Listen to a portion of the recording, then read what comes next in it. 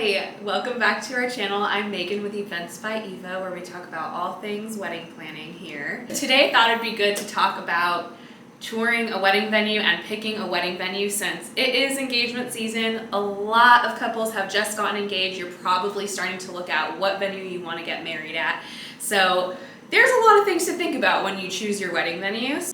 So let's talk about some important things to ask the venue manager or whoever is leading your venue tour before making a decision on choosing that venue.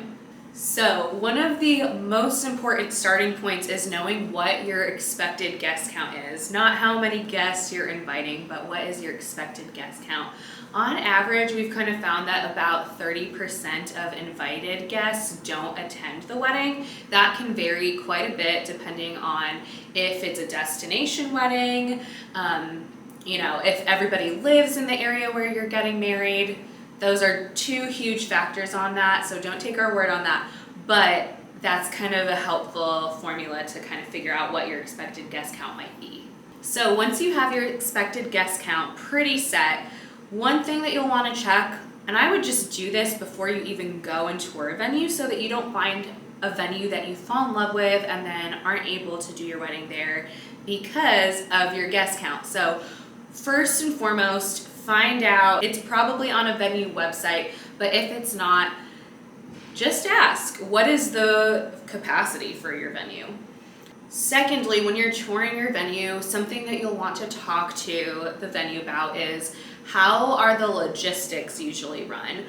Where is the ceremony? Where is cocktail hour? Where is the reception? What is the rain plan? What does that look like for the rain plan? Not just, okay, is it happening inside in this reception space, but what does that actually look like? Does that mean it's a full flip, it's a partial flip, all those sorts of things. So a flip would be when the room is transformed into a completely different space with tables and chairs coming out, flowers going up, all those sorts of things. A partial flip would be where part of the tables and chairs are placed in the room and there might be a few adjustments that happen after the ceremony.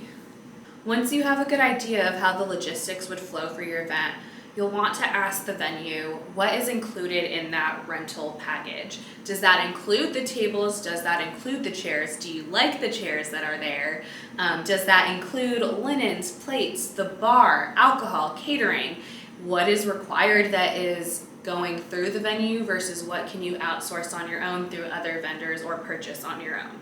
Another question you'll definitely want to ask is how long is the rental period?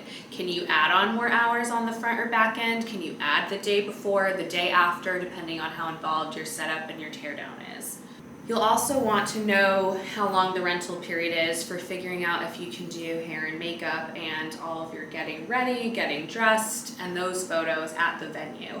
Some venues might allow setup to start earlier, but they don't actually allow the wedding party to come earlier, which might affect your photo timeline, how many photo hours you actually book, all those sorts of items. So one important thing to know is if your venue provides any staff. Is your staff there the day of? Is it an on-call contact and you get the space and get to do as you please with it? There's no right or wrong when it comes to if there's staff or not. It's just a completely different system and how the wedding runs and what you have to book and whose responsibility is what.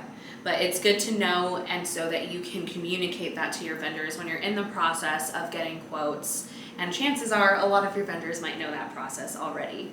So if your venue is all-inclusive, what does that mean? Is it catering? Is it the bar? Is it that you get every single thing in-house down to the cake, down to your flowers? Or does that mean that it's just the catering and it's just the bar and you can choose your vendors? One question you'll want to ask within that is, can you book vendors that are not on the venue's preferred vendor list, or are you required to book vendors on that vendor list? Again, no right or wrong, but it's something to find out if it's something you care about. If there's a florist that you love and they're not on that vendor list, is there a process for them to get approved? Nowadays, we've been finding that a lot of venues do require some sort of wedding planner. And we do have another video on the difference between a wedding planner and a wedding coordinator, so feel free to click that if you want to learn more about that. So I would definitely recommend asking the venue if you have to hire a professional wedding planner or if you can hire a wedding coordinator. Does that coordinator need to be somebody who does it as their profession? Could it be a friend who's taking over all that?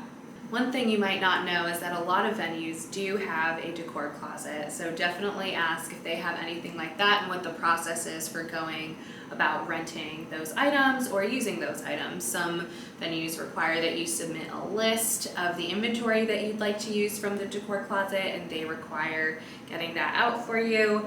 Or others, it's just kind of free for all, and if something's there, great, and if it's no longer there, then make the most of it. An important logistical question that you'll want to talk to the venue about is transportation and how guests actually can get to the venue. If they're driving themselves, is there a parking lot? If you're providing your guests with a shuttle, can the shuttle actually make it up to the ceremony space? Some venues require a smaller shuttle to bring guests up to the ceremony space. Some are on a huge incline and certain cars can't even go up to the venue. So those are kinds of things you'll want to learn about, as it's going to factor into the timing of your wedding, guest arrival, prelude, all that. Well, I hope that answered some of your questions, how to go about learning more and choosing your wedding venue that's right for you. If you have more questions on what to ask your wedding venue before booking, feel free to comment below and click that subscribe button for any updates that we give on those questions. Thanks for tuning along.